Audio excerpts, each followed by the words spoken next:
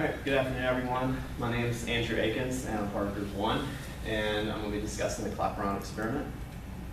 So a little introduction is Clapeyron relates saturation pressure and temperature to other values such as change in enthalpy between phases and change in specific volume between phases. So in other words, you can relate values that you obtain from normal measurement techniques and relate that to other values such as enthalpy and entropy. So the experiment objective is to determine the latent heat of vaporization, which is HFG, using the Clapeyron equation, and we're going to want to compare that to table values that either from our thermo textbook or from other sources. There just needs to be steam tables.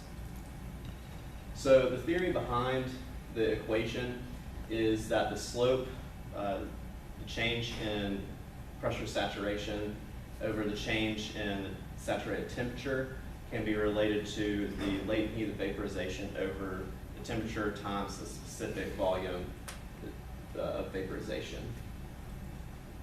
And so we can derive this into a ideal gas law from the ideal gas law, and VG can be obtained, which is RT over P.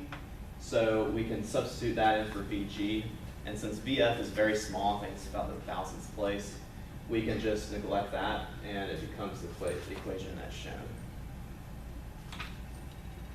So this is the apparatus that we'll be using. We have the 1,000 milliliter beaker along with the thermocouple, which is similar to the one, which is actually the same as the one we used in the last lab, type K. And we have a pump, water reservoir, and air bleed valve and vacuum control valve. So for setting up the data acquisition system, we're going to first want to make sure the thermocouple and the pressure transducer are connected and that the outputs are configured. So we're going to make sure we're running the PDAQ system and that we have the program Clapeyron and CFG running as well. So once again, thermocouple type K, and the setting is going to be on a low noise setting. So to make sure that the data sampling rate is set correctly, we're going to be wanting to do every 2.5 seconds, a measurement every 2.5 seconds. And the time to take the beaker to heat up is going to be about 5 to 15 minutes. And it's going to go from about 50 degrees Celsius to 100 degrees Celsius. And at the beginning of the experiment, our pressures and temperatures should be at ambient. So for the preparation and setup, are we going to need boiling beads? Well, it increases the heat transfer surface area, so the boiling is going to be more normalized if we use boiling beads. The 1,000 milliliter glass flask, we're going to want to fill that about 2 inches full with water, and the thermocouple is going to want to be about 3/4 inches from the surface of the water, so it's not touching the beaker. And the hydraulic vacuum pump, we're going to want to make sure that there's sufficient water in the reservoir to cover both the inlet and the outlet. And we're going to want to close the vacuum control pump and open the air bleed valve and then turn on the pump and then open the vacuum control valve once the pump is turned on. To test for leaks in the system, we're going to want to close the air bleed valve and make sure the stopper of the beaker is drawn and the pressure drops.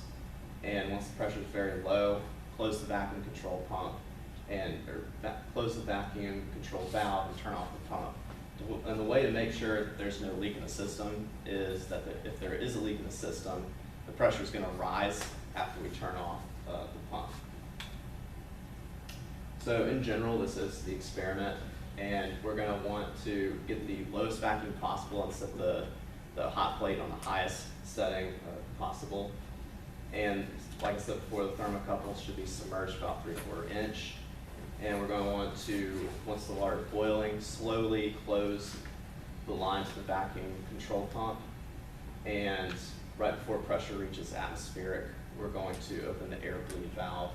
And when the water reaches the atmospheric pressure, we're going to turn off the pump and stop logging data and power down the system. So a little review of lab safety. We're going to be handling hot equipment, so we'll be boiling water. The flask is going to be hot, so we can wear gloves, eye protection as well. So this is a saturated water versus pressure temperature curve, and the curve fit really falls in between an exponential and a power curve, but shown in these calculations right here, I used just a rearranging of the equation and found that the values were more accurate, but I also did calculations using an exponential and power curve using the curve fit technique, and those values they weren't as accurate as those, so I decided to go with the ones from rearranging the equation. And any questions?